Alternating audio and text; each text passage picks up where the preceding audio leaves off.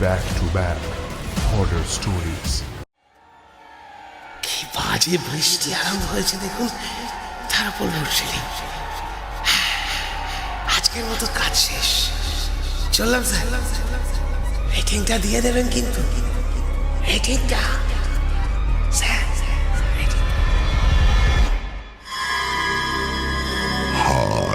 Him horror.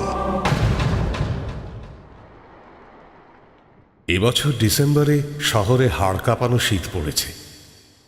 সন্ধ্যের সময় প্রায় ঘণ্টাখানেক বৃষ্টি হওয়ায় তাপমাত্রা যেন আরও কমেছে। অজয়ের শরীরটা সকাল থেকেই খারাপ, জ্বর ভাব। ও তাও অফিস গিয়েছিল। সন্ধ্যায় বাড়ি ফেরার সময় আকস্মিক বৃষ্টিতে ভিজে শরীরটা আরও খারাপ করছে। অসম্ভব মাথা যন্ত্রণা, সঙ্গে গা হাত পা ম্যাচ করছে। অজয় ঢাকুরিয়ার কাছে একটা ফ্ল্যাট ভাড়া নিয়ে একা থাকে। ওর আদি বাড়ি নৈহাটিতে, ওখানেই ওর বাবা মা থাকে। অজয় অবশ্য কলেজে পড়ার সময় থেকেই কলকাতায় একা থাকে। এখন চাকরি পেয়ে নৈহাটির বাড়িতেও ফেরা হয় না। তবে একা থাকার ফলে শরীরের খেয়াল সবসময় রাখা হয় না। অজয়ের এমনিতেও ঠান্ডার ধাত আছে, আর শীতকালে প্রতি বছর ওর এরকম শরীর খারাপ হবেই। সেদিন অজয় যখন ফ্ল্যাটে ঢোকে তখন 8টা বাজে। তাড়াতাড়ি একটু গরম জলে ভালো করে হাত মুখ ধুয়ে যখন বিছানায় এসে সে বসল, তখন শরীরের হাল বেজায় খারাপ। জ্বর আসছে, এদিকে ঘরে একটুও খাবার নেই। অজয় এমনিতে রোজই অফিস থেকে ফিরে রাতে রান্না করে। সেই খাবার যা বেঁচে যায় তা পরের দিন সকালে খেয়ে অফিস চলে যায়। কিন্তু আজ আর ওর শরীর দিচ্ছে না, রান্না করা এখন অসম্ভব। তাই মোবাইলটা খুলে খাবার অর্ডার করলো সে। এখন এত সুবিধে হয়ে গেছে, অর্ডার করার 10 মিনিটের মধ্যে খাবার ডেলিভারি হয়ে যায়। এই ঠান্ডায় একটু গরম স্যুপ খেলে শরীরটাও ভালো লাগবে ভেবে অজয় সেটাই অর্ডার করল। সঙ্গে সঙ্গে মোবাইলে লেখা ভেসে উঠল, অর্ডার অ্যাকসেপ্টেড। সঙ্গে ডেলিভারি বয়ের নাম ও ছবিও দেখিয়ে দিল। 10 মিনিটের মধ্যে খাবার চলে আসবে। স্ক্রিনে ডেলিভারি বয়ের নামের পাশে ছবিটা দেখে অজয়ের খুব চেনা মনে হলো। মোবাইলটা চোখের কাছে এনে দেখল ছবিটা। ঝাপসা ছবি, চেনা লাগছে কিন্তু ঠিক মনে পড়ছে না। যাকে মোবাইলটা বিছানার উপর রেখে অজয় গায়ে একটা চাদর জড়িয়ে জুবুথুবু হয়ে বসল। আর সেই সঙ্গে বাইরে চাপা মেঘের গর্জন শোনা গেল। ঘরের সব জানলা বন্ধ, কিন্তু তাও ঠান্ডা বাতাস কোথা থেকে যেন ঢুকে পড়ছে। অজয় বিছানা ছেড়ে উঠে বারান্দার দিকে জানলা বন্ধ আছে কিনা দেখতে যেতেই ঝুপ করে ঘরের ভেতর অন্ধকার নেমে এলো। লোডশেডিং। শীতকালে লোডশেডিং হয় না বললেই চলে। অজয় অন্ধকারের মধ্যে হাতড়ে বিছানা থেকে মোবাইল ফোনটা হাতে নিয়ে টর্চটা জ্বালল। ঘরে মোমবাতি আছে কিনা কে জানে। জানলা বন্ধ করার সময় অজয় বাইরে তাকিয়ে দেখল পুরো পাড়া নিঝুম অন্ধকারে ঢেকে গেছে, কেউ কোথাও নেই। মেইন রাস্তা দিয়ে গাড়ি চলাচলের শব্দের সঙ্গে বৃষ্টির একটানা আওয়াজ যোগ হয়েছে। অজয় জানলার পর্দা টেনে ভেতরের ঘরে ঢুকতেই দরজায় কড়া নাড়ার শব্দ। অজয় সময় দেখল, মাত্র 5 মিনিট হয়েছে। এরই মধ্যে খাবার ডেলিভারি দিতে চলে এলো। অজয় তাড়াতাড়ি দরজা খুলে দেখল একজন দাঁড়িয়ে রয়েছে অন্ধকারের মধ্যে।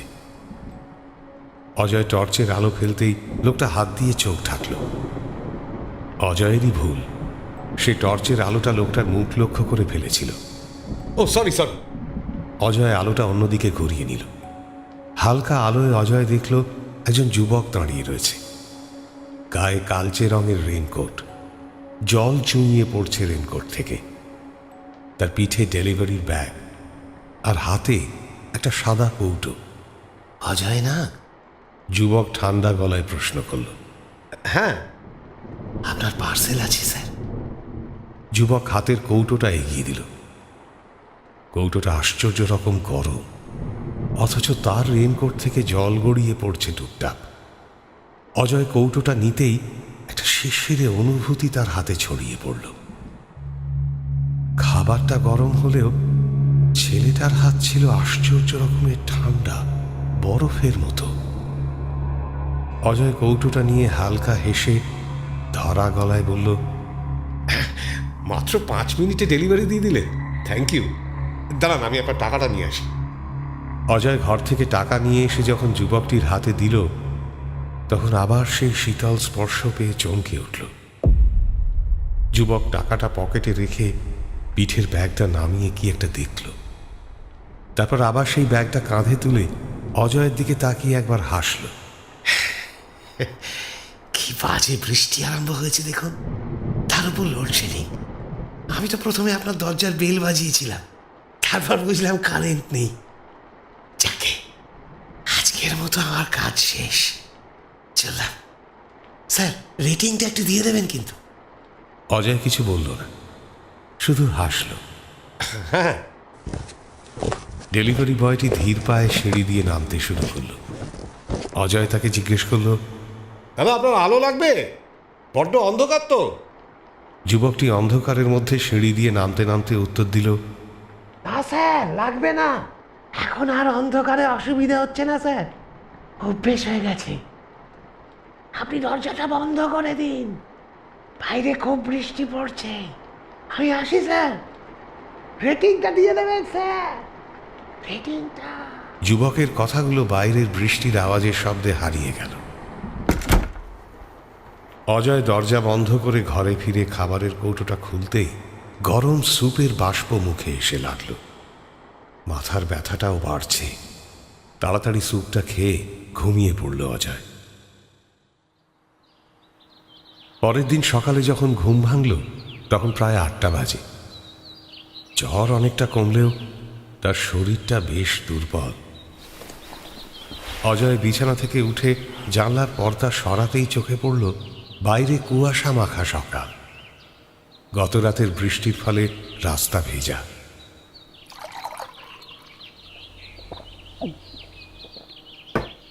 অজয় বিছানা থেকে উঠে এক গ্লাস জল খেয়ে দরজার ফাঁকে রাখা সকালের খবরের কাগজটা তুলে নিল। অভ্যেসবশত প্রথম পাতাটা খুলতেই তার হাত কেঁপে উঠল। প্রথম পাতার ডান দিকে মোটা হরফে শিরোনাম, বাইক দুর্ঘটনা। ডেলিভারি বয়ের মৃত্যু ঢাকুরিয়ার কাছে। নিচে একটা ছোট্ট অস্পষ্ট ছবি ছাপা। ছবিটা দেখেই অজয়ের বুকের ভেতরটা ধক করে উঠল। এই ছেলেটা গত রাতের সেই ডেলিভারি বয়। একই রেনকোট, একই মুখ। অজয় কাগজের ওপর ঝুঁকে ছোট্ট নিউজ কলামটা পড়তে শুরু করলো। রাত 8:30 নাগাদ দুর্ঘটনা ঘটে। ছেলেটা ঘটনাস্থলেই মারা যায়। খুব সম্ভবত কিছু ডেলিভারি করতে যাচ্ছিল। গতকাল বৃষ্টি হওয়ার ফলে রাস্তার অবস্থা ভালো ছিল না।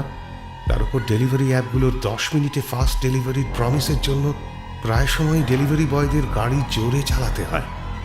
এই নিয়ে শহরের ডেলিভারি বয়দের মধ্যে চাঞ্চল্য সৃষ্টি হয়েছে। পুরো লেখাটা পড়তে পারল না অজয়।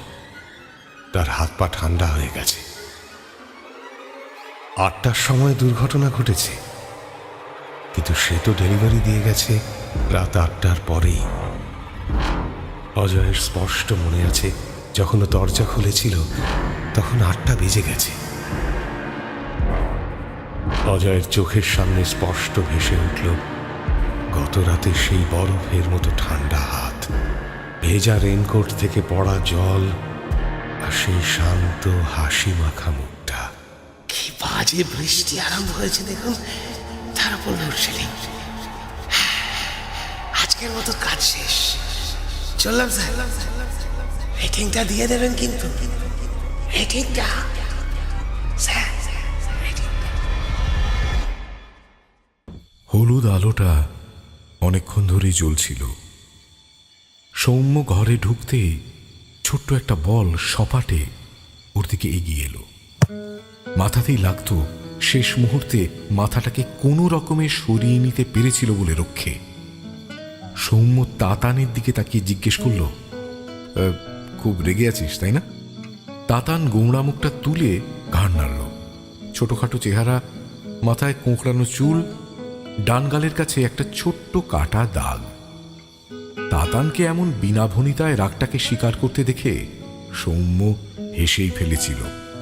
কোনো রকমে সামলে নিয়ে বলল, আরে আমি কি আর ইচ্ছে করে দেরি করি?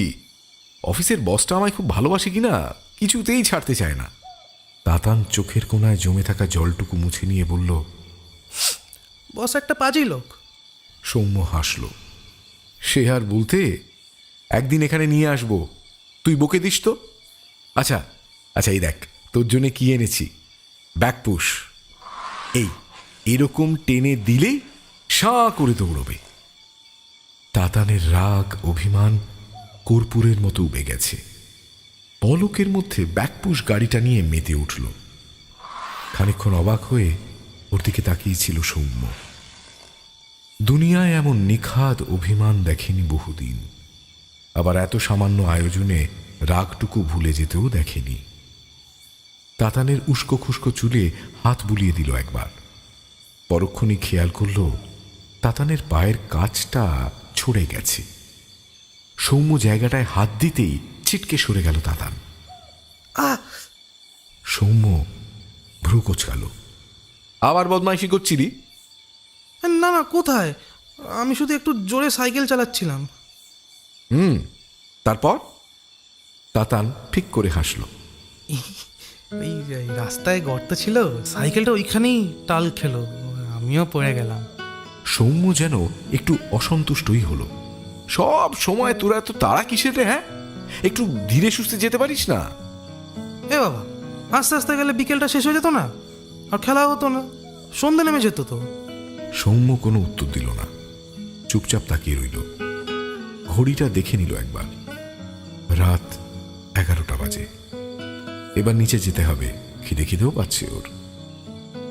অফিস থেকে ফিরে কারোর সঙ্গে কথা বলেনি, শটান চিলে কোঠায় চলে এসেছিল। ফেরার জন্য দরজাটা খুলতে যাবে, তাতানও উঠে এসে ওর হাতটা ধরল।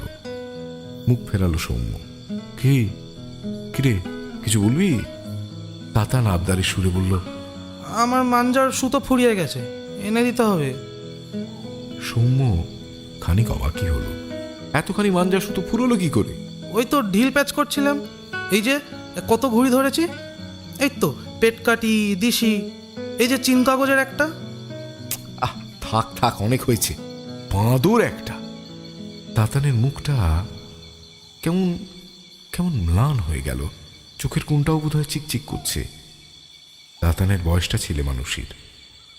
পাহাড়ি উপত্যকার মতো ক্ষণে ক্ষণে রাগ অভিমান আর দুঃখ সুখের আবহাওয়া বদলায়।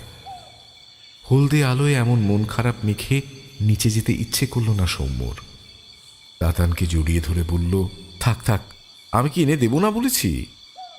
ধরে আসা বৃষ্টির মধ্যে মাঝে মাঝে যেমন রোদ উঁকি মারে, তেমনটাই দেখাচ্ছিল তাতানকে। চোখের কোণের জলটা তখনও গায়েব হয়নি, অথচ ঠোঁটের ফাঁকে হাসি ঝিলিক দিচ্ছে। চিলেকোঠার দরজা খুলে বেরিয়ে আসতেই একটা হাওয়া যেন ধাক্কা মারল সৌম্যকে, যেন একটা ঘোর কাটল। অফিস থেকে ফিরে সিঁড়ি দিয়ে উঠতে উঠতেও ভাবছিল আর বাঁচবে না। রোজকার একঘেয়ে জীবন, একই দৌড়ঝাঁপ, ভিড়, ট্রেনে ঝুলে ঝুলে অফিস যাওয়া, বসের প্রেশার, কলিগের টিপ্পনি, এমনকি এত কিছুর পরও যখন বাড়িতে ফেরে বউয়ের কাছে শুনতে হয়, এই কটা টাকায় সারা মাস চলে, এবার একটু মাইনে বাড়াতে বলতে পারো না? আরে বাবা, কর্পোরেটে ওরকম বলে কয়ে মাইনে বাড়ানো যায় নাকি? বউয়ের গঞ্জনা তাতে থামে না। তাহলে ভালো করে কাজটা তো করতে পারো, যাতে বছরের শেষে অ্যাপ্রেজালটা ভালো পাও। সৌম্য হাত জোড় করে মিনতি করে, থামো না এবার, থামো না প্লিজ, বাড়িতে একটু শান্তি দাও। কিন্তু ওর বউ তাতেও কান দেয় না। আমাকে থামিয়ে লাভ কি? জিনিসপত্রের দাম যে চটচট করে বাড়ছে, সেটা থামাতে পারবে? অপদার্থ লোক একটা, কি মরতে যে এর হাত থেকে সিঁদুর পড়তে গেলুম, উফ। সৌম্যর এ সব কিছুর পরেই ভীষণ কান্না পায়। মনে হয় ওর মতো ব্যর্থ মানুষ পৃথিবীতে দুটো নেই। সব কিছু শেষ করে দিতে ইচ্ছে করে। তখনই ওর চিলেকোঠার কথা মাথায় আসে। খানিকটা সময় সেখানে কাটাতে পারলে বুকে যেন অনেকটা অক্সিজেন পায়। তাতানের সঙ্গে কথা বলতে পারলে মনে হয় জীবনের সহজ সরল বোঝাপড়াগুলো এখনো কোথাও সামান্য হলেও বেঁচে আছে। চিলেকোঠা থেকে নেমে এসে সৌম্য খাবার টেবিলে বসল। ভীষণ ধিক্কারে ওর বউ খাবার থালাটা রীতিমতো ছুঁড়ে দিল ওর দিকে। না, খেয়ে আমার 14 পুরুষকে উদ্ধার করো। সৌম্য মৃদু স্বরে জিজ্ঞেস করল, বলছি আমার সাথে একটু ভালো করে কথা বলতে পারো না? সৌম্যর দিকে যেন ঝড়ের মতো ধেয়ে এলো ওর বউ। ভালো কথা শোনার মতন কাজ কি তুমি করো? তোমার জন্য রেধে না খেয়ে আমি বসে আছি, তুমি চলে গেলে ছাদে। এই, তুমি আবার সিগারেট ধরেছো? সৌম্য তুতলায়, কই না তো। তাহলে তুমি অতক্ষণ ছাদে কি করো? হ্যাঁ, সৌম্যর কাছে দেওয়ার মতো কোনো উত্তর ছিল না। ছুঁড়ে দেওয়া থালাটাকে টেনে এক গ্রাস ভাত মুখে তুলল। গলা দিয়ে নামছে না। কষ্টটা যেন গলার কাছে দলার মতো আটকে আছে। ঘুম আসছিল না। অন্ধকারের দিকে তাকিয়ে অনেকক্ষণ জেগেছিল সৌম্য। তাতানের কথা মাথার মধ্যে ঘোরে। ও জানে ওইটুকুই ওর সব, না হলে ও সত্যি বোধহয় দম বন্ধ হয়ে মারা যাবে। এসব ভাবতে ভাবতে কখন যে ঘুমিয়ে পড়েছিল ও নিজেও জানে না। ঘুম ভাঙতেই ফের এক রুটিন। অফিস যাওয়ার জন্য তৈরি হতেই ওর বউ হাত পাতল। 3 দিন মাছ হয়নি, আজ টাকা দিয়ে যাও, মাছ কিনবো। সৌম্য কি বলবে বুঝতে পারছিল না। কয়েক মিনিটের মাথায় দ্বিতীয়বারের জন্য একই দাবি ভেসে এলো। কি হলো? টাকা দিতে বললাম তো, নাকি? সৌম্য কাঁচু মাচু মুখে বলল, আসলে আসলে মানে আমার কাছে আজকের যাতায়াতের ভাড়াটাই আছে। দেখি আজ অমলবাবুর থেকে মাস চালানোর মতো 1000-2 টাকা তাহলে ধার করব। হ্যাঁ গো, তোমার লজ্জা করে না? সৌম্য উত্তর দিতে যাচ্ছিল, কিন্তু শেষমেশ নিজেকে আটকে নিল। ও জানে কথা বাড়ালেই ওর অফিসে দেরি হয়ে যাবে, আর দেরি হলেই অফিসে ঢোকা মাত্রই অনিবার্যভাবে ধেয়ে আসবে বসের বাক্যবাণ। সৌম্য বেরিয়ে যেতে ওর বউ দরজাটা বন্ধ করেই দিচ্ছিল।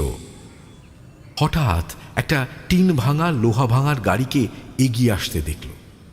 টিন ভাঙা, লোহা ভাঙা, কাঁচের বোতল, খবরের কাগজ, পুরনো বই থাকলে বলবে। এই টিন ভাঙা, লোহা ভাঙা, কাঁচের বোতল। এই টিন ভাঙা, এদিকে এসো তো। হাত নেড়ে লোকটাকে ডাকলো। সৌম্যদের অফিসে আজ গত 3 মাসের পারফরমেন্স রিপোর্ট নিয়ে আলোচনা হচ্ছিল। যথারীতি প্রত্যেকের ভাগ্যেই উত্তম মধ্যম কড়া বাক্য জুটেছে। ও হন্তদন্ত হয়ে বাড়ি ফিরে সোজা সিঁড়ি দিয়ে ওপরে উঠে গেল।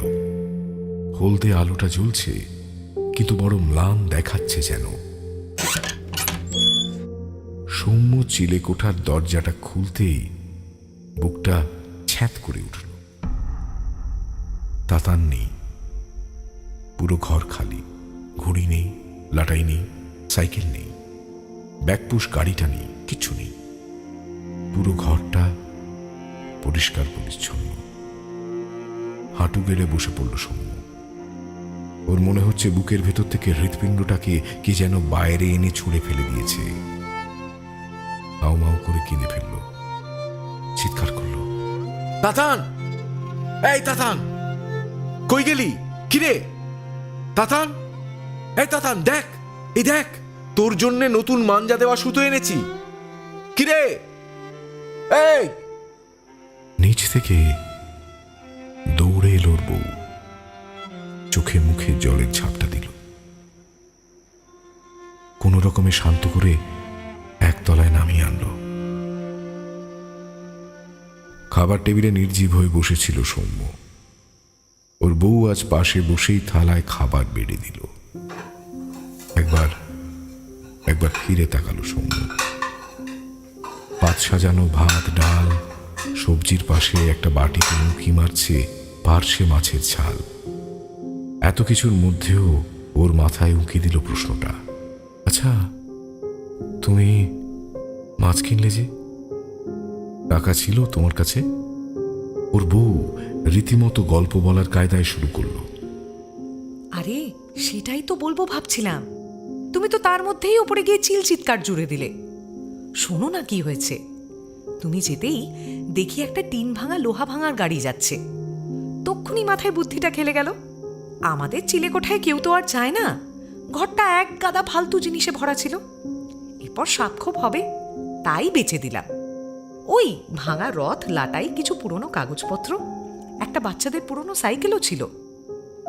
যা পেয়েছি এই মাসে তোমায় আর ধার করতে হবে না। অবাক চোখে বউয়ের দিকে তাকিয়ে থাকলো সৌম্য। খাবারটুকু মুখে তোলার মতো শক্তি পেল না শরীরে। বিছানায় উপর হয়ে ড্রেসিং টেবিল থেকে ছোট্ট একটা ফটো ফ্রেম কাছে টেনে নিল। ওর ছোটবেলার ছবি, ছোটখাটো চেহারা, মাথায় কোঁকড়ানো চুল, ডান গালের কাছে ছোট্ট একটা কাটা দাগ। সৌম্য এক দৃষ্টিতে ফ্রেমের বাচ্চা ছেলেটার দিকে তাকিয়ে থাকল। কান্না এসে বুঝে দিয়েছে গলার স্বর। তবু একবার সে কণ্ঠে অভিমানের সুর বাজল, সবসময় ওরা তো তাড়া কিসের? কিসের তাড়া? একটু ধীরে সুস্থে যেতে পারিস না? সৌম্য জানে ওকে কালকেও বেঁচে থাকতে হবে।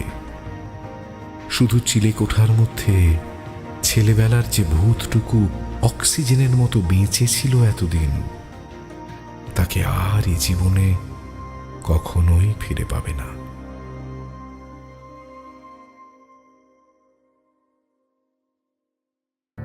অনেক দিন পর গ্রামে ফিরল বিপিন। সময়ের থেকে অনেকটা পিছিয়ে পড়েছে ওদের গ্রাম। আচমকা এসে দাঁড়ালে নির্ঘাত টাইম ট্রাভেল মনে হবে। এখনো বাড়িতে বাড়িতে টিভি আসেনি, লোকের হাতে হাতে মোবাইলও ঘুরছে না। বাইরের জগতের খবর আসার মোটমাট 2-3টে রাস্তাই খোলা। ভিন রাজ্যের খবর হলে রেডিও কিংবা কাগজে, আর ব্যক্তিগত সমস্ত খবর আসে ডাক মারফত।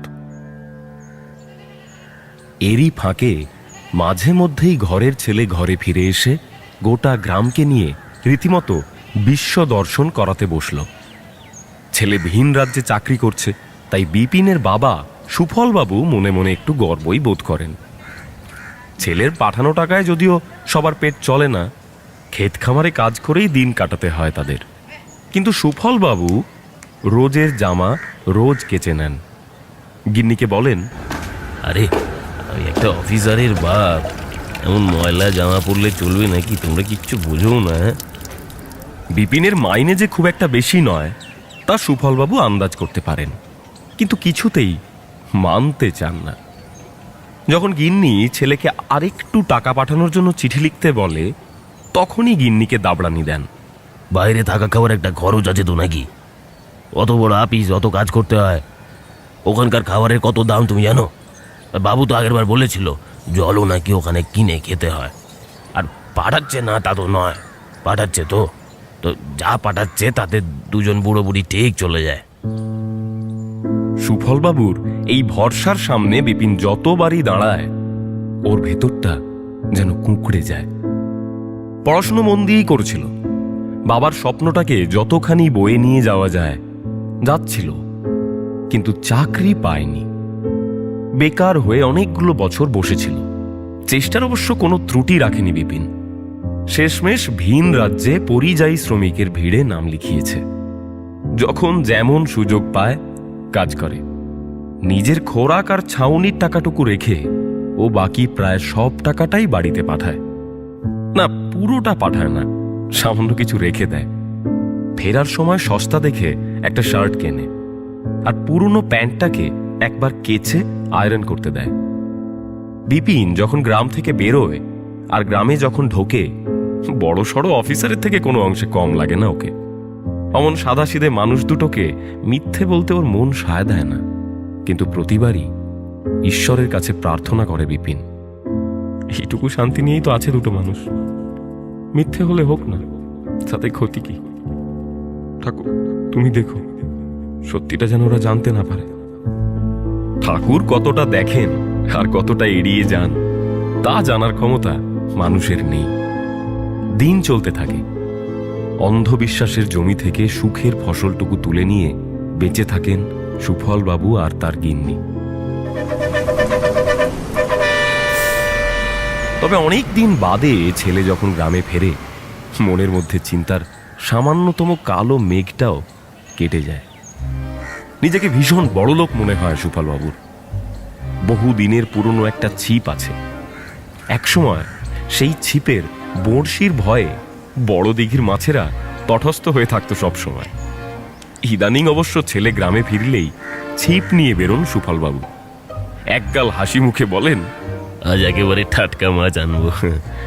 ওখানে তো সব বরফ দেওয়া মাছ খাস, দেখবি একেবারে মুখের স্বাদ ফিরে যাবে। হ্যাঁ। বিপিন মৃদু প্রতিবাদ করে, আমি তো এই কটা দিন থাকবো, তুমি একটু কাছে বসো না বাবা, দুটো গল্প করি। আরে দাঁড়া দাঁড়া, এখন আমি কি গল্প করার জো আছে? হারানের থেকে একটা কুমড়ো পাই, গেল বছর ওর জামাইকে ভাজা খাওয়ায় বলে নিয়ে গেল, এখনো একটা টাকা পয়সা ঠাকায়নি। এতদিনও যখন তোমাকে দেয়নি, আজ গেলে তোমাকে দিয়ে দেবে নাকি? দূর, আমি দেখে এসেছি ওর মাচায় কুমড়োটা বেশ পেকে গেছে, বুঝলি? হ্যাঁ, কুমড়োর ধার কুমড়ো দিয়ে শোধ করবে। সুদ হিসাবে কটা ঢেঁড়সও নিয়ে আসবো। বিপিন আর সুফল বাবুকে আটকানোর চেষ্টা করে না। অনেকদিন বাইরের দুনিয়াকে ছুঁয়ে থাকলেও গ্রামের এই ছোটখাটো ঝঞ্ঝাটের সাথেই ওর নাড়ির টান। বাবা মাকে যেমন ভালোবাসে, বিপিন এই গ্রামটাকেও তেমন প্রচন্ড ভালোবাসে। যতবারই ফেরে ঠিক করে নেয় আর কখনো ফিরে যাবে না। কিন্তু দিন এগোলে অভাব এসে এমন ঘিরে ধরে, ফের ওকে ভিন রাজ্যে ছুটতে হয় রোজগারের জন্য। তবে বেশ অনেক কটা দিন কেটে গেলেও এবার এখনো পর্যন্ত ফেরার কথাও ভাবেনি।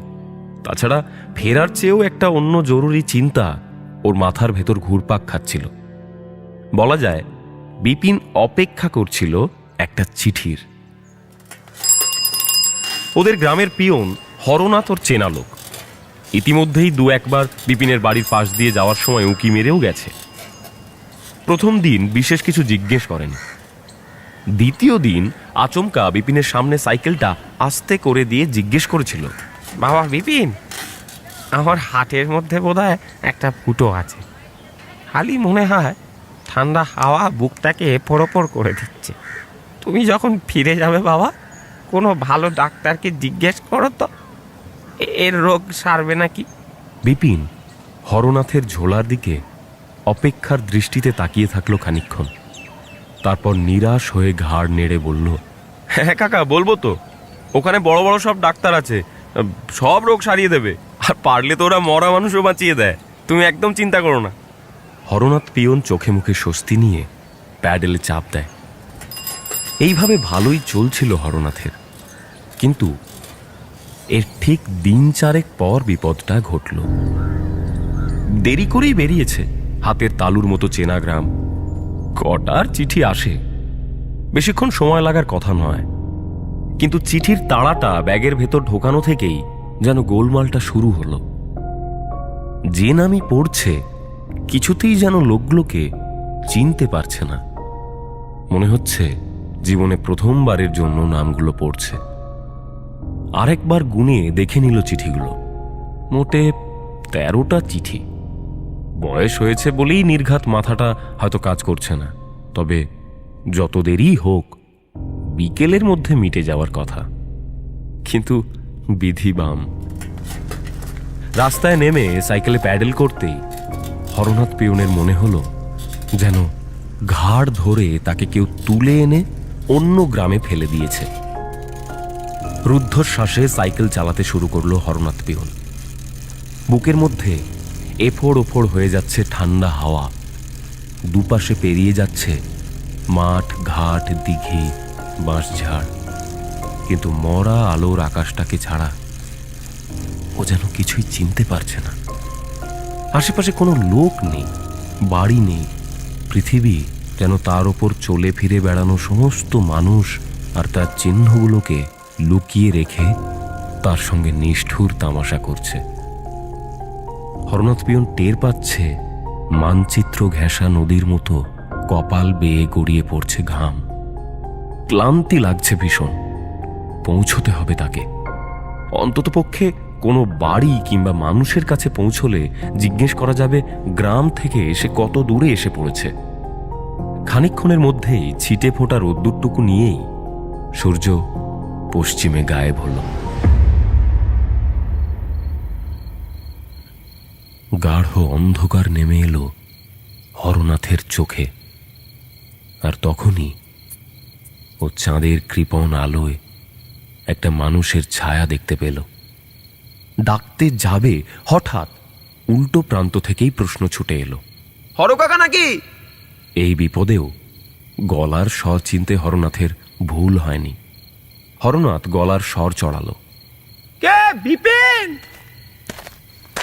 বিপিন এগিয়ে এলো। আরে সন্ধে হয়ে গেছে, তুমি এখনো বাড়ি ফেরোনি? হরনাথ পিয়ন রীতিমতো কাঁদো কাঁদো স্বরে বলল, আর বলুননি বাবা, এই কটা চিঠি আমি দিতে গেছি, না চিনতে পেরেছি বাড়ি, না চিনতে পেরেছি নাম। শুধু বোকার মতো মাঠের পর মাঠ পেরিয়েই যাচ্ছি। জিজ্ঞেস করবো যে কোনো মানুষের দেখা অবধি পাচ্ছিলাম না, জানিস? বিপিন হরনাথের কাঁধ থেকে ব্যাগটা রীতিমতো ছিনিয়ে নিয়ে বলল, আফিমের কটাগুলি খেয়েছিলে আজ? এখন আর এসব সহ্য হয়? বয়স হচ্ছে তো নাকি? চলো, আজ আর চিঠি দিয়ে কাজ নেই, চলো কাল দেবে খন, চলো বাড়ি চলো। বিপিন হরনাথকে বাড়ি অবধি পৌঁছে দিয়ে গেল। বাড়ি ফিরে অবশ্য আর কোনো অসুবিধা হচ্ছিল না। সবার সাথে কথাবার্তা বলে খেয়ে দিয়ে রাতে চিঠির ব্যাগটা একবার নেড়ে চেড়ে দেখছিল। একদিন চিঠি দিতে দেরি হলে এ গ্রামে কেউই তাকে কিছু বলবে না। এর আগে এমনও হয়েছে হরনাথ চিঠি তুলে সোজা ভগ্নিপতির ভাইয়ের বিয়েতে চলে গেছে। 3 দিন পর ফিরে এসে আবার সেই চিঠি বিলিয়েছে। কিন্তু গুনতে গিয়ে কেমন একটা খটকা লাগলো ওর মনে। সকালে বেরোবার সময় 13টা গুনেছিল না, এখন তাহলে 12টা কেন? তাহলে কি আফিমের নেশায় ও ভুল গুনেছিল? ঠিক সেই সময়তেই বড় দিঘির বাঁশঝাড়ের তলায় বসে চিঠিটা একবার চোখের সামনে মেলে ধরল বিপিন। ওর কাজের জায়গা থেকে ওর বন্ধু অনাদি পাঠিয়েছে। একই কলেজে পড়তো। ভাগ্যের এই বিড়ম্বনায় দুজনেই চাকরির খোঁজে ঘুরে বেরিয়েছে। শেষমেশ বাধ্য হয়ে দুজনেই ভিন রাজ্যের ঠিকই কাজের দলে নাম লিখিয়েছিল। আপাতত চিঠির বক্তব্য বিশেষ গুরুতর কিছুই নয়। কদিন আগেই এক ইমারত থেকে খসে পড়েছে বিপিনের দেহটা। মাথা ফেটে ছিন্ন ভিন্ন হয়ে গেছে। আঘাত লাগার পর এক মুহূর্তের জন্য দেহে প্রাণ ছিল কিনা সন্দেহ। আপাতত বিপিনের হাতে ওর মৃত্যু সংবাদ। ও জানত অনাদি ঠিক ওর বাড়িতে একটা খবর দেবে। বাড়ি এসে এ খবর জানানোর ক্ষমতা তার নেই। কান্না পাচ্ছিল বিপিনের, কিন্তু স্বস্তির শ্বাস যেন আরো ঘন হয়ে উঠছিল। আবার একটা মিথ্যে ছুঁড়ে দিল সে বাবা মায়ের দিকে, কিন্তু তাছাড়া আর উপায় কি? চিঠিটাকে টুকরো টুকরো করে ছিঁড়ে ভাসিয়ে দিল বড় দিঘিতে। বিড়বিড় করল বিপিন, এইটুকু শান্তি নিয়েই তো আছে দুটো মানুষ, হোক না মিথ্যে, ক্ষতি কি তাতে? কেশপুরের একমাত্র সরকারি স্কুলটা দিনের বেলায় যতটা সাদামাটা, রাত নামলেই ততটাই অচেনা। 3 তলায় স্কুলের পেছনে একটা বিজ্ঞানের ল্যাব আছে, যেখানে কেউ যায় না।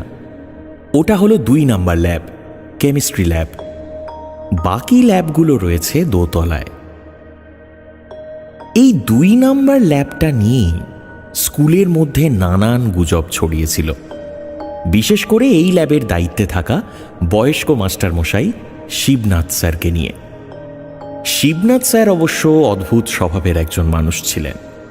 প্রায় 60 ছুঁই ছুঁই বয়স, চোখে মোটা ফ্রেমের চশমা, কথা কম বলতেন, আর দেখতেও সাধারণ মানুষের মতো ছিলেন না, একটু অদ্ভুত গোছের। স্কুল ছুটির পরেও তাকে প্রায়ই ওই 2 নাম্বার ল্যাবে দেখা যেত। কেউ জিজ্ঞাসা করলে ওনার ভাঙা ভাঙা গলায় উনি বলতেন, সরকারি জিনিস যত্ন তো নিতেই হবে, তাই না?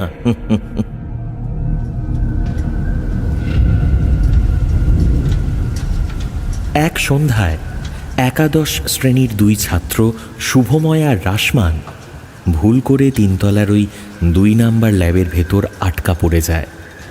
ঠিক সেই সময় বাইরে ভয়ঙ্কর ঝড় ওঠে। হঠাৎই চারদিকে অন্ধকার নেমে আসে। ব্যাস, লোডশেডিং। নিস্তব্ধ অন্ধকারে ডুবে থাকা ল্যাবরেটরির ভেতর এখন কেবল ভেসে আসছে তীব্র কেমিক্যালের গন্ধ। চারিদিক ছড়িয়ে থাকা পুরনো যন্ত্রপাতির ছায়াগুলো অদ্ভুতভাবে দেওয়ালে নড়াচড়া করছে, যেন অন্ধকারে কোনো অজানা রহস্য লুকিয়ে আছে এই ল্যাবরেটরির দেওয়ালগুলোতে। সেই নিঃশব্দ ভৌতিক পরিবেশে শুভময় আর রাসমান দুজনেই বুঝতে পারছিল না এখন ওদের সামনে ঠিক কোন জিনিসটা অপেক্ষা করে আছে। হঠাৎ ওরা শুনতে পেল ধীরে ধীরে পায়ে হাঁটার শব্দ। 2 বন্ধু লুকিয়ে পড়ল একটা আলমারির পেছনে। কে কে আছে ওখানে? শিবনাথ স্যারের কাঁপা গলা ভেসে এলো। তার হাতে একটা টর্চ। টর্চের সাদা আলো অন্ধকার ঘরের ভেতর কাঁপতে কাঁপতে ঘুরে বেড়াতে লাগলো। সেই আলোয় হঠাৎই দেখা গেল শিবনাথ স্যারের মুখ। মুখটা অস্বাভাবিক রকম ফ্যাকাশে, যেন কোনো গভীর ক্লান্তি বা অদ্ভুত কোনো একটা রহস্য লুকিয়ে আছে সেখানে। তিনি একটাও কথা বললেন না। নিঃশব্দে হেঁটে গিয়ে দাঁড়ালেন কোণের সেই পুরনো আলমারির সামনে। কয়েক সেকেন্ড নীরবে দাঁড়িয়ে থাকার পর ধীরে ধীরে আলমারির দরজাটা খুললেন। আর দরজাটা খোলার সঙ্গে সঙ্গেই ভেতর থেকে একটা খাতা মাটিতে পড়ে গেল। আলমারির পেছনে লুকিয়ে থাকা শুভময় আর রাসমান স্পষ্ট দেখতে পেল খাতাটা। কৌতূহল আর ভয়ের মিশ্র অনুভূতিতে ওরা পাতাগুলো লক্ষ্য করতে লাগলো। পাতা খুলতেই ওদের বুকের ভেতরটা যেন হঠাৎ ঠান্ডা হয়ে গেল। খাতার পাতায় পাতায় লেখা আছে অনেক ছাত্রছাত্রীর নাম, আর প্রতিটা নামের পাশে একটা তারিখ, আর তারও পাশে একটাই শব্দ, প্রেজেন্ট। রাসমান ধীরে ধীরে ফিসফিস করে বলল, এগুলো তো হারিয়ে যাওয়া স্টুডেন্টদের নাম রে। এদের পাশে প্রেজেন্ট লেখা আছে কি করে? শুভময় কাঁপা গলায় বলল, হ্যাঁ ঠিক বলছিস, আমিও তো বুঝতে পারছি না। এই দেখ, পাপিয়া, রোহিত, কৌশিক, এরা তো সবাই বছর খানেক আগে নিখোঁজ হয়ে গেছিল রে। সেই মুহূর্তেই ওরা স্পষ্ট বুঝতে পারল এই জায়গায় এসে ওরা ওদের জীবনের সব থেকে বড় ভুল করে ফেলেছে। শুভময় ভয়ে ফিসফিস করে বলল, ভাই ভাই আমাদেরও কি একই হাল হবে? নিখোঁজ হয়ে যাব নাকি রে? আমার ভয় করছে। রাসমান ধীরে বলল, চুপ কর, কথা বলিস না। স্যার আমাদের গলা শুনতে পেলে আর রক্ষে নেই। চুপ, একদম চুপ। শুভময় বলল, স্যার কেন করছেন এসব? হ্যাঁ, কি দোষ আমাদের? বল, কি দোষ? আমার মেয়েটারই বা দোষ কি ছিল বলো তো? বলতে পারবে? শিবনাথ স্যার যেন ওদের সব কথা শুনি হঠাৎ বলে উঠলেন। তার কণ্ঠে ছিল জমে থাকা অসহায়তা এবং রাগ। তিনি আবার বললেন, আমার মেয়েটাও তো এই স্কুলেরই ছাত্রী ছিল। এই ল্যাবেই ওর মৃত্যু হয়েছিল। অথচ রিপোর্টে লেখা ছিল অ্যাবসেন্ট। কেন কেন? সেও তো আর 5টা সাধারণ মেয়ের মতোই ছিল। তাহলে তাহলে ওর মৃত্যুর কোনো বিচার হলো না কেন? হ্যাঁ, কোনো বিচার হলো না কেন? কিছুটা থেমে তিনি চারদিকে তাকালেন, তারপর গলাটা একটু ভারী করে বললেন, এই ল্যাবগুলো অবহেলিত আর নষ্ট যন্ত্রপাতিতে ভরে গেছে। স্কুলের জন্য এত টাকা আসে, কোথায় যায় সেই টাকা? সেই টাকায় কি ভালো যন্ত্রপাতি আনা যেত না? ঠিকমতো রক্ষণাবেক্ষণ করা যেত না? কিন্তু না, সেইগুলো তো কেউ করবে না, তাই না? কেউ করবে না সেগুলো। হঠাৎ ল্যাবের দরজা আপনা আপনি বন্ধ হয়ে গেল। কাঁচের বোতলগুলো কাঁপতে লাগলো। শিবনাথ স্যার ধীরে ধীরে ঘুরে দাঁড়ালেন, কিন্তু তার চোখে এখন আর কোনো সাদা অংশ নেই। শিবনাথ স্যারের চোখ পুরোটাই কালো। তিনি গম্ভীর কণ্ঠে বললেন, এই ল্যাবে আর কোনোদিন কেউ অ্যাবসেন্ট থাকবে না। আমি থাকতে দেব না। এখানে যে আসবে তাকে এখানেই থাকতে হবে, চিরকাল থাকতে হবে।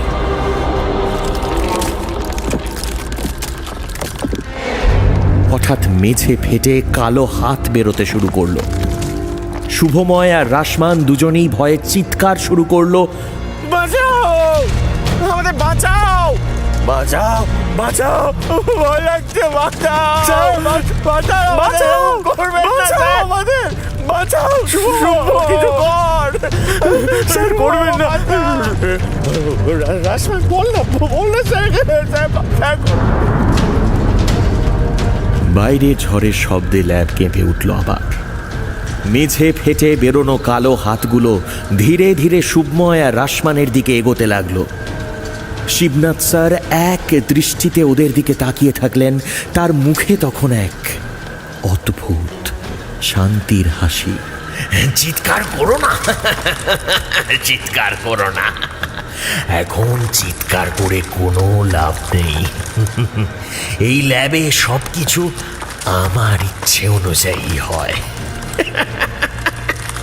চিৎকার করে কোনো লাভ নেই। শুভময় অজ্ঞান হয়ে পড়ে গেল মেঝেতে। তার কানে শিবনাথ স্যারের গলা ভেসে এলো খুব কাছ থেকে, তোমাদের নামও এবার লিখে রাখতে হবে, হ্যাঁ? শুভময় মুখার্জি, মোহাম্মদ রাসমান আলী। কি ঠিক বললাম তো? হঠাৎই ল্যাবের সব শব্দ থেমে গেল। কিছুক্ষণ পর আলো জ্বলে উঠল আবার। হঠাৎ ঘুম ভেঙে চোখ মেলল শুভময়, কিন্তু সামনে তাকিয়ে ওর মাথা আবার ঝিমঝিম করে উঠল। এমন কিছু দেখল যা দেখার জন্য ও মোটেও প্রস্তুত ছিল না। শুভময় দেখল সে আর রাসমান দুজনই শুয়ে আছে মেঝেতে, আর ওদের চারপাশে প্রায় 15-20 জন ছেলে মেয়ে স্কুলের ইউনিফর্ম পরে ওদের দিকেই বসে আছে, এক দৃষ্টিতে ওদের দিকে তাকিয়ে। মেঝেতে কোনো ফাটা ফুটো কিচ্ছু নেই, কোনো কালো হাতও নেই, শুধু ওদের পাশেই রাখা রয়েছে সেই খাতাটা। শুভময় সেই খাতার পাতা উল্টে দেখল আবার। শেষ পাতায় লেখা শুভময় মুখার্জি, মোহাম্মদ রাসমান আলী, আর ওদের নামের পাশে লেখা আজকের তারিখ। হঠাৎ একটা গলার স্বর ভেসে এলো ওদের কাছে, শুভময়, শুভময়, তোমার নামের পাশে প্রেজেন্ট লিখে দিও। আজ থেকে তুমি আর তোমার বন্ধু রাসমান এই ল্যাবের নতুন সদস্য হলে। নতুন সদস্য।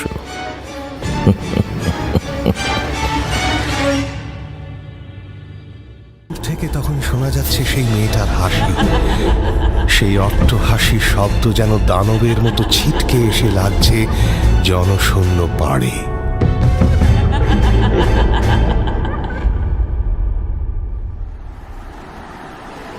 আচমকা প্ল্যান করে মন্দারমণি বেড়াতে চলে গিয়েছিল অর্ণব আর দুই বন্ধু সৌম্য আর দেবমাল্য। স্কুল জীবন থেকেই ওদের বন্ধুত্ব, কলেজ পেরিয়েও সেই বন্ধন আছে অটুট। অনেকদিন কোথাও যাওয়া হয় না, সেই ভেবে হঠাৎই লং উইকেন্ডে ওরা চলে গিয়েছিল সাগর পাড়ে। মন্দারমণিতে প্রথম সারির কোনো হোটেলেই হঠাৎ আগত এই 3 পর্যটকের স্থান হলো না। ওরা জায়গা পেল মূল বিচ থেকে একটু বাইরের দিকে, নিরিবিলি একটা ছিমছাম মাঝারি মানের রিসর্টে। সেখানে প্রথম রাত থেকেই শুরু হলো আশ্চর্য সমস্যা। ওরা যে ঘরে থাকতে শুরু করলো সেখান থেকে সোজা তাকালেই সমুদ্রের ঢেউ চোখে পড়ে। সেই রাতে প্রথমে সৌম্য, তারপর দেবমাল্য হঠাৎ ঘুম ভেঙে দেখতে পেল কে যেন গভীর রাতে বিচে একলা হেঁটে বেড়াচ্ছে। পরনে সাদা একটা লং ড্রেস, মহিলা লম্বা অনেকটা, খোলা চুল উড়ছে সাগরের হাওয়ায়। দ্বিতীয় রাতেও সৌম্য দেখতে পেল সেই একই দৃশ্য। দেখতে পেয়ে ডাকল দুই বন্ধুকে। অর্ণব আর দেবমাল্য সেই দৃশ্য দেখে প্রথমে ঘাবড়ে গেলেও ভাবল একটু অ্যাডভেঞ্চার তো করাই যায়, তাই না? ওরা তিনজনে গভীর রাতে চলে গেল বিচে। একটু কাছে এগোতেই বুঝল দারুণ দেখতে মেয়েটিকে। যেমন শরীরের গড়ন তেমন গায়ের রং। কথায় কথায় আলাপও হলো। মেয়েটি বলল সে বেশ কিছুদিন এখানে আছে। শেষে ওরা তিনজনে মিলে ঠিক করলো মেয়েটিকে কোনোভাবে নিয়ে যাবে হোটেলের ঘরে। মেয়েটিও উৎসাহ দেখালো এক কথায়। চোখ চকচক করে উঠল ওদের। ভেতরের অমানুষটা যেন হঠাৎ গা ঝাড়া দিয়ে উঠল। মেয়েটি বলল আগে এই রাতের সমুদ্রে সে ওদের সঙ্গে নিয়ে স্নান করতে চায়, তারপর যাবে হোটেলের ঘরে। ওরাও রাজি হয়ে গেল। মেয়েটি নেমে গেল জলে, আর সেই ভেজা নারী শরীরের নাগাল পেতে ওরাও যেন মন্ত্রমুগ্ধের মতো ছুটতে লাগলো মেয়েটির পেছন পেছন। বেশ কিছুক্ষণ এগিয়ে যাওয়ার পর বুঝতে পারল মেয়েটি আরো আরো গভীরে ওদের ডাকছে। এদিকে ওদের তখন গলা পর্যন্ত ডুবে গিয়েছে জলে। মুহূর্তে পায়ের তলার মাটি সরে গেল সৌম্যর। সে বাঁচাও বাঁচাও বলে চিৎকার শুরু করলো। সৌম্যর পাশে দাঁড়িয়ে থাকা দেবমাল্য ততক্ষণে ঢেউয়ের ধাক্কায় টাল সামলাতে না পেরে তলিয়ে যেতে শুরু করেছে জলে। শুধু জল খেতে খেতে আর হাবুডুবু খেতে খেতে কোনো মতে পায়ের তলায় মাটি পেয়ে পাড়ের দিকে ছুটতে শুরু করলো অর্ণব।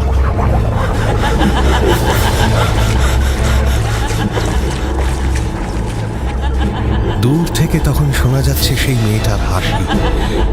সেই অট্টহাসির শব্দ যেন দানবের মতো ছিটকে এসে লাগছে জনশূন্য পাড়ে।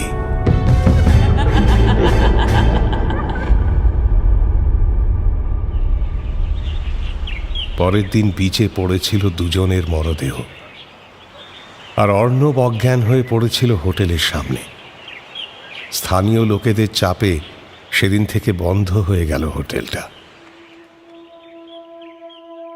কবে যেন এমনই একলা একটি মেয়েকে ঘরে ডেকে এনে ধর্ষণ করে মেরে সমুদ্রে ভাসিয়ে দিয়েছিল কয়েকটা ছেলে। সেই থেকে হোটেলের এই ঘরে কোনো জোয়ান ছেলে এলে সে আর বেঁচে ফেরেনি।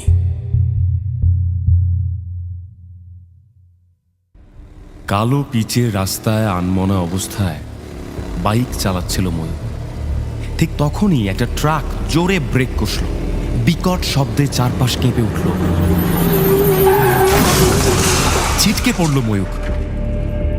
লাল রক্ত ছড়িয়ে পড়ছে রাস্তায়, ঠিক দোলের আবিরের মতো।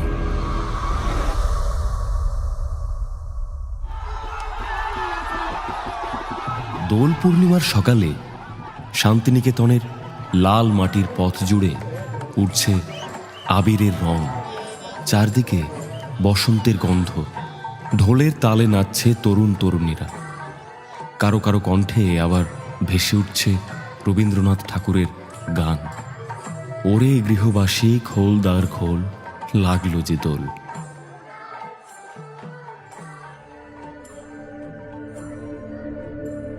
পাঁচ বছর পর সোনিয়া আবার ফিরেছে এখানে, কিন্তু এবারের ফেরা শুধু উৎসবের টানে নয়, সে ফিরেছে অপরাধ বোধ নিয়ে, বুকের ভেতর জমে থাকা না বলা কথার ভার নিয়ে। 5 বছর আগে এই দোলের দিনেই ঝগড়া করে সে ময়ূককে ছেড়ে চলে গিয়েছিল। ময়ূক বলেছিল, সবকিছু ছেড়ে শুধু কেরিয়ারের পিছনে ছুটিস না। ময়ূক শান্তিনিকেতনেরই ছেলে। স্থানীয় কারিগরদের নিয়ে সে বানাতো টেরাকোটার গয়না, কাঠের মুখোশ। ছোট্ট কামারশালায় সারা বছর পর্যটকের ভিড় লেগেই থাকত। সোনিয়াই ছিল সেই কাজের প্রাণ। ময়ূক নকশা আঁকত, সোনিয়া রং দিত, ছবি তুলে অনলাইনে ছড়িয়ে দিত তাদের স্বপ্ন। তবু সোনিয়ার মনে হতো এই জগৎ তার জন্য ছোট। সে চাইতো বড় কর্পোরেট পরিচয়, বড় শহরের সাফল্য। ময়ূক বলতো, আমাদের কাজটা তো ছোট নয় সোনিয়া, আমরা মানুষের মুখে হাসি আনছি, নিজেদের মতো করে দাঁড়ানোর চেষ্টা করছি। কিন্তু সোনিয়া তখন কিছুই শুনতে চায়নি। বড় চাকরির স্বপ্ন দেখে সে ব্যাঙ্গালোরে চলে যায়। সেখানে গিয়ে সে বুঝতে পারে স্বপ্নের শহর সবসময় আপন হয় না। অফিস পলিটিক্স, একাকিত্ব, ব্যর্থতা সব মিলিয়ে সে ধীরে ধীরে ভেঙে পড়ে। কেরিয়ার গড়া তো দূরের কথা, নিজের আত্মবিশ্বাসটাই হারিয়ে ফেলে সে। শেষমেশ চাকরি ছেড়ে দিতে হয়। তখনই মনে হয় 5 বছর আগে হয়তো ময়ূকই ঠিক ছিল। এই অনুতাপ নিয়েই সে আজ ফিরেছে। ভিড়ের মাঝে হঠাৎ সাদা পাঞ্জাবি পরা এক পরিচিত মুখ দেখে তার বুক ধক করে ওঠে। আরে এটা এটা ময়ূক না? হ্যাঁ, সেই একই ভঙ্গি, মাথাটা সামান্য কাত করে দাঁড়ানো। ময়ূখের ঠোঁটের কোণে নরম স্থির হাসি, চোখ দুটো গভীর, যেন ভিড়ের ভেতর থেকেও শুধু তাকেই খুঁজে পেয়েছে। সোনিয়ার শ্বাস আটকে গেল। ওর কানে তখন শুধু নিজের হৃদস্পন্দন। কি বলবো? কেমন আছিস? এত বছর পর এভাবে বলা যায় না? আগে ক্ষমা কর বলবো। ও কি রাগ করে আছে এখনো? হাজারখানা প্রশ্ন একসাথে মাথার ভেতর ঘুরপাক খেতে লাগলো। ময়ূক ঠিক সামনে এসে দাঁড়ালো। এক মুহূর্ত দুজনের চোখে চোখ। তারপর ময়ূক ধীরে ধীরে সোনিয়ার গালে লাল আবির ছুঁয়ে দিল। স্পর্শটা অস্বাভাবিক ঠান্ডা।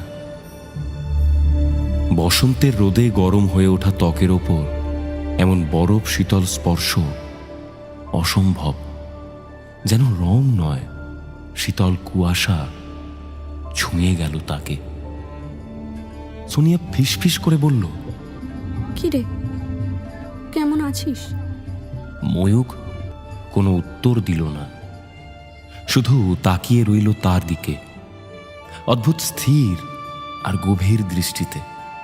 সেই চোখে নেই অভিমান, নেই রাগ, শুধু আছে এক ক্লান্ত নীরবতা। সোনিয়ার বুকের ভেতরটা হু হু করে উঠল। সে এক পা এগিয়ে এলো। আমি ভুল করেছি ময়ূক, সত্যিই বড় ভুল করেছি। তোর কথা শুনলে হয়তো আজ আমাদের একটা ছোট্ট সংসার থাকতো, আমাদের দোকানটা অনেক বড় হতো, আর হয়তো শহরের বাইরেও নামটা ছড়াতো। ময়ূক চুপ করে থাকে। শুধু গভীর ক্লান্ত চোখে তাকিয়ে থাকে সোনিয়ার দিকে। তারপর হাত ধরে তাকে ভিড় থেকে দূরে নিয়ে যায় একটা পলাশ গাছের নিচে।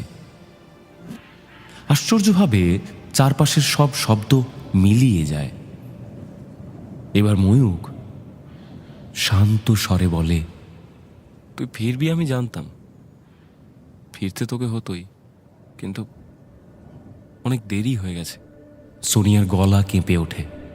আমি আমি সব ঠিক করতে চাই। আমায় আমায় বিয়ে করবি? আমরা আবার সব নতুন করে শুরু করব। আর আর ওই যে বছরে একবার করে পাহাড়ে যাব। কি রে, কিছু বলছিস না কেন?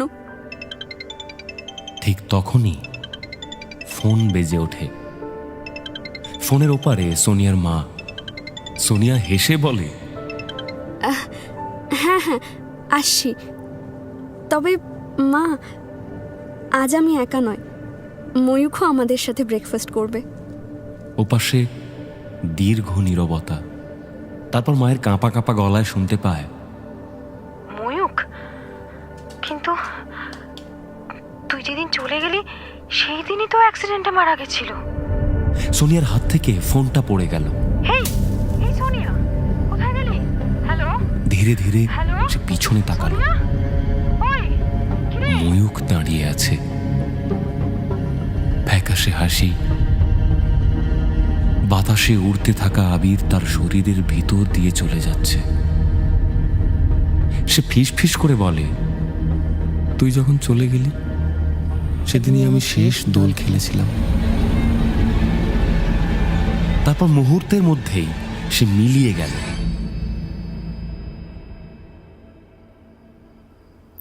সেই রাতে নিজের ঘরে আয়নার সামনে দাঁড়িয়ে সোনিয়া দেখল তার গালে লাল আবির এখনো লেগে আছে। যতই ধোয় যায় না। আর কিছুক্ষণ পরেই সে থমকে গেল। প্রথমে নিজের প্রতিচ্ছবিই দেখছিল, গালে লাল আবির, চোখ দুটো অদ্ভুত ফাঁকা। হঠাৎ আলোটা একটু দপ করে উঠল। আয়নার ভেতরের দৃশ্য বদলে গেল। সে এখন আর নিজের ঘর দেখছে না, দেখছে 5 বছর আগের সেই বিকেল।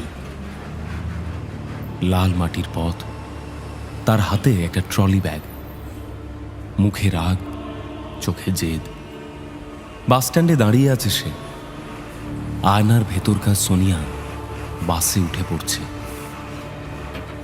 তারপর দৃশ্য পাল্টালো। ময়ূক ছুটে আসছে, হাঁপাচ্ছে, ফোন করছে বারবার। আয়নার বাইরে দাঁড়িয়ে থাকা সোনিয়ার হাত কাঁপতে লাগলো। দৃশ্য আবার বদলালো। বোলপুর স্টেশনে ট্রেন ছাড়ার মুখে। প্ল্যাটফর্মে দাঁড়িয়ে ময়ূক দূর থেকে ট্রেনের জানলায় তাকিয়ে আছে আর দৌড়চ্ছে। আয়নার ভেতরে সোনিয়া মুখ ফিরিয়ে নিয়েছে। ঠিক তখন দৃশ্যটা ঝাপসা হয়ে গেল। কালো পিচের রাস্তায় আনমনা অবস্থায় বাইক চালাচ্ছিল ময়ূক। ঠিক তখনই একটা ট্রাক জোরে ব্রেক কষল। বিকট শব্দে চারপাশ কেঁপে উঠল। ছিটকে পড়ল ময়ূক। লাল রক্ত ছড়িয়ে পড়ছে রাস্তায়, ঠিক দোলের আবিরের মতো। সোনিয়া হাঁটু ভেঙে মেঝেতে বসে পড়ে। না না, এটা আমি দেখতে চাই না। না না। হঠাৎ সে লক্ষ্য করে আয়নায় সে একা নয়, তার পাশেই স্পষ্ট দাঁড়িয়ে আছে সাদা পাঞ্জাবি পরা ময়ূক। আয়নায় ময়ূখের অবয়ব এবার তার কাঁধে হাত রাখে। হঠাৎ আয়নার কাঁচে চিড় ধরতে শুরু করে। লাল আবিরের দাগগুলো যেন ভিতর থেকে ছড়িয়ে পড়ছে। ময়ূখের মুখে রক্তাক্ত বিকৃতি নেই, রাগ নেই, অভিযোগ নেই, আছে শুধু এক অদ্ভুত শান্তি। আয়নাটা ভেঙে যায়, মেঝেতে ছড়িয়ে পড়ে কাঁচের টুকরো। প্রতিটা টুকরোয় ভেসে ওঠে ভিন্ন ভিন্ন স্মৃতি, হাসি, দোকানের কাজ, পলাশ গাছের নিচে বসে থাকা, স্বপ্ন দেখা। সোনিয়া কাঁদতে কাঁদতে ফিসফিস করে, আমি ফিরেছি ময়ূক, এবার সত্যি ফিরেছি।